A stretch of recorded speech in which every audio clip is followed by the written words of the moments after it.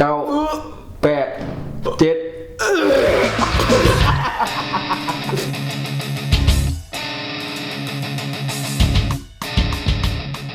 โอเคสบายดีเนาะมื้อนี้อยู่กับเฮาปีโป้ไบเล่เนาะแล้วก็ไอดีไบเล่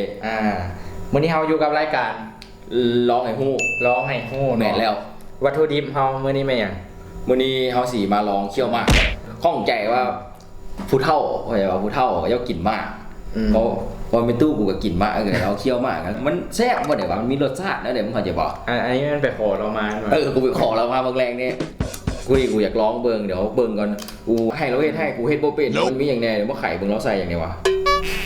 มันมีอันนี้นี่ปูนได้จ้ะภูใบพูใส่ปูนอันนี้มันห้องอย่างวะอย่าเส้นนะอย่าเส้นอย่าเส้นในนี้มี3อย่างบวกกับมากตัวนี้เขากะ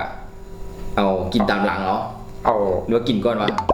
บุ้งก็จะกินแบบกินแบบเดียวเอาไปทั้งกลางมันว่าหรือเอาเอาเดี๋ยวสิมาลองซิมกันเบิ่งเขาสิตั้งเวลาเนาะจังนาทีดิย่ำประมาณ5 นาทีบ้างวะนาทีรับก่อนย่ำเลยแบบพยายามบอกคายน้ำมันอ่ะมึงเห็นได้บ่ตามที่ไปชอบถามข้อมูลมาก็จะบอกว่าโบต้องย่ำไว้คอยย่ำแล้วให้น้ำมันออกมานี่แหละกูก็โบหู้กันว่าจะเป็นสีแดงบอกแต่ว่าเขาสิย่ำคำมากก่อนแล้วก็มาเอามากอันนี้นี่ย่ำไปอีกแล้วก็เอาย่ำปีมันนึงเดี๋ยวลองเลยบ่มาลองย่ำเบิ่งเนาะประมาณ5 นาทีต่ำสุดกันว่าย่ำที่ก็ลองย่ำไปเบิ่งกันแม่งสิมึงสิกินได้อย่าคู่ว่ากับเจ้ามันเมาเขาจะบอกคือเอาเมาแบบเมาแอลกอฮอล์นี่แหละกับเจ้าว่าแต่กูเลยอยากลองเบิ่งมา3 2นี่แข็ง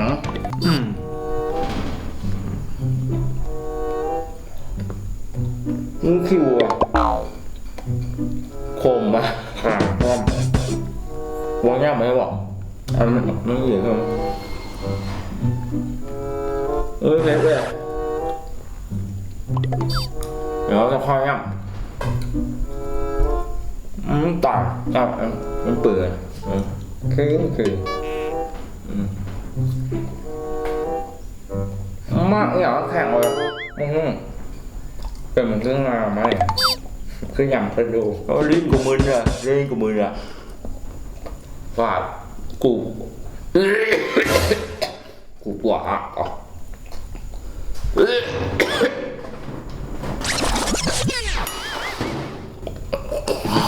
กูหักออกกูหักกูยังหักกูเลยบ้าแล้วงับไว้งับไว้มันมีหักเลยมันงับบ่ได้มันมีหักดูงับเหมือร้องงับก็งับวะ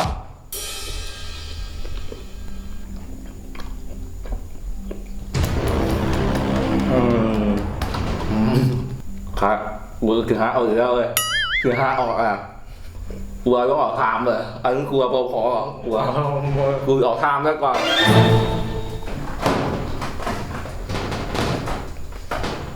มันคลายมาก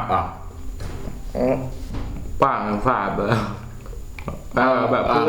แหลงอ่ะมึงห้ากูพร้อมวะ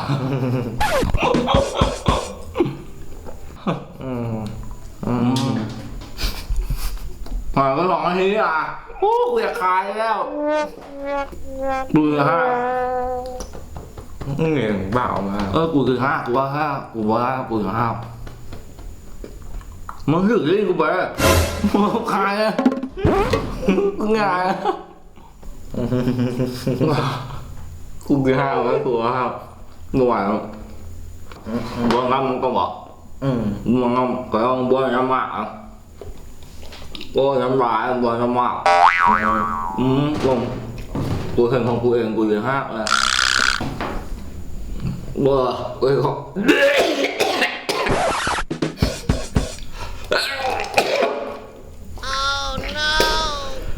โอ้เขากูจะบอก5 GP นี่กูจะบอก5ละ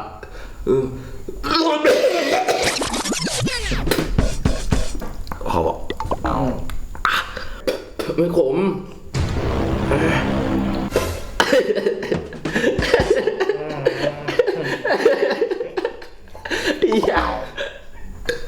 งับมา nhắm bây giờ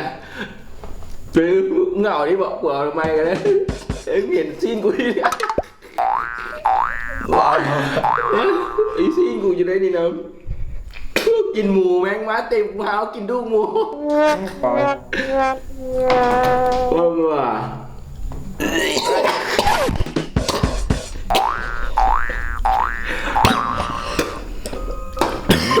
ขมนะเพราะว่าใครให้ไปกินข้าวไร โอ้ค่ะจะมาลองไหมเอาจะมาลอง เด็กๆฟาดทำมีดฟาดขึ้นมาจนเพชรมึนเบิดแต่มันแข็งมันแบบคมๆอ่ะ ปลาซูชิเว้ยซูชิก่อนคงกันนั่นนะ ซูชิใบตอง ซูชิเป็นตอง เอายางออกเบาๆออกบ่ โอ้ปากดิอันนี้ใส่เลยนะ ใส่เลยว่ะ ไม่ใส่เลย มืออาชีพ มืออาชีพ อยากจับเวลา เบอร์เอามันอันเอาออกกันซะอันนี้ เดี๋ยวเฮียออกมาออกคือ คือห้องแล้ว เนี่ย เมื่อกี้เขาได้จังไงทีพี่โป้ เขาได้หาเจ้าได้สี เฮ้ยใจเย็นยังไม่มานาที คือแล้ว ก็คอยย่ำเลยย่ำไว้หลาย โอ้โหฮะ อีเฝ้าเรือย่ำก่อนเลยใจเย็นเลยอีเฝ้าเรือ คอยย่ำคอย แบบมันหือหรือฮะอ่ะ รสชาติเป็นยังไง อ้วกคมแล้วอ่ะฝากเลยมาออก ได้รสอูมามิป่ะ บอกเลย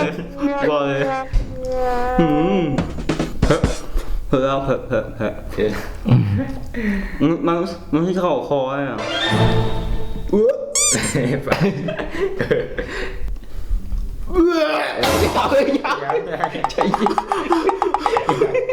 อย่ามากันนะ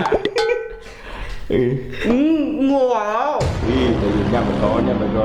ค้างน้ำเลยป่ะ สวยใครหยังย่ำไปเลย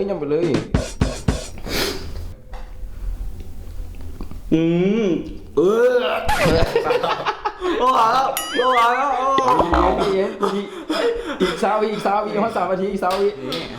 ก็2 นาทีนะ ย่ำไปก่อน10 9 8 7 3 นาที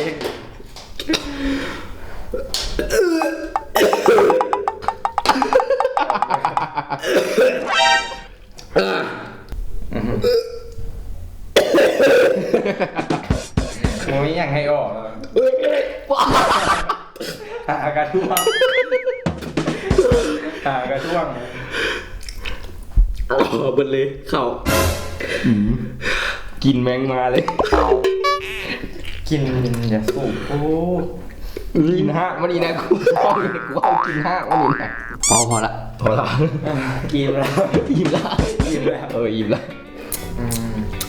ความรู้สึก กูยังฝากปากอยู่แต่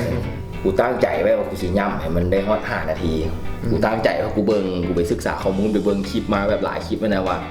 มันก็เบิ่งกับเจ้าก็คือบ่ได้ยากปานใดเด้แต่แม่งแบบพอมาเฮ็ดเองแล้ว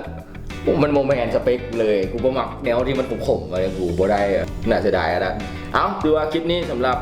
คลิปกินมากเคี่ยวมากถือว่าได้ผู้สนใจแล้วก็บ่ได้มีเจตนาที่ว่าสิลบหลู่อย่างแต่ว่าเอามาเฮ็ดด้วยความที่เฮาบ่ฮู้เฮาอยากฮู้เนาะเฮาก็เลยเอามาลองให้ฮู้นั่นเองเนาะแต่ว่าก็จะข้อสรรพคุณของการเคี่ยวมากนี่คือผู้เฒ่าแค่วเราจะขบบ่ได้แบบแค่วแข็งแห้งนะแค่วยังแข็งแห้งอยู่เลยแหละถ้าใครเคี่ยวได้ก็ดีแต่ว่าเอ้าสำหรับคลิปนี้ก็ฝากไว้เพียงเท่านี้อย่าลืมใครที่ว่ามักใครที่ว่าบ่มักใครที่ว่าขี้เดียดเนาะอย่าลืมกดไลค์กด Subscribe กดแชร์อย่าลืมกดติดตามพวกเราเนาะใครที่ว่าต้องการให้พวกเราร้องเนี่ยสามารถคอมเมนต์เข้ามาได้เดี๋ยวพวกเราจะเป็นทดลองให้ทานเอง พิมพ์โทรศัพท์ก็ได้ เราพิมพ์ก็ได้พิมพ์มิวสิกก็ได้เอาแล้วเจอกันใหม่กับอีพีต่อไปสำหรับอีพีนี้สบายดี今なんもう一回เข้าใจอยู่ไหมและบอกเคยมีได้นะรู้สึก ใส่ก็ทำใจลูกแกทุกคนตาทองนี่คือ